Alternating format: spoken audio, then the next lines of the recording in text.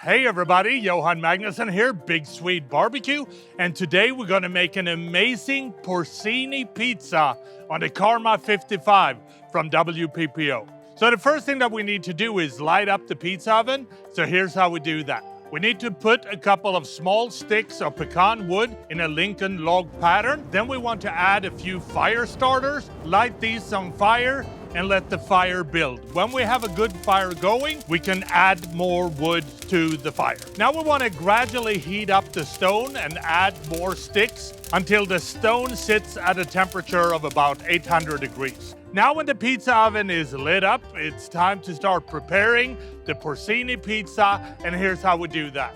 We want to pour some olive oil into a hot pan. Then we're going to slice some porcini mushrooms and add to the pan.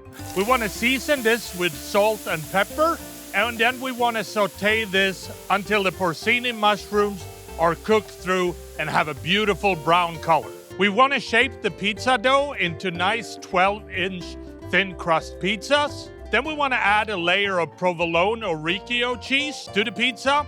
We also want to add a few dollops of mascarpone cheese. Then we want to add a healthy amount of our sauteed porcini mushrooms. And last but not least, we want to add some fresh thyme leaves. Now we're going to place the pizza in the pizza oven, and then we're going to bake it for about a minute. Then we want to rotate the pizza and continue baking until ready. You want to dome the pizza and then remove it from the pizza.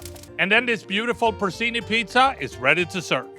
And that is how I make my porcini pizza on the Karma 55 from WPPO. And I think the only thing left to do is to try this and see what it tastes like.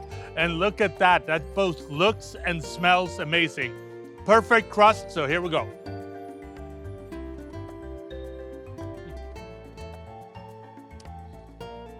So earthy, so rich.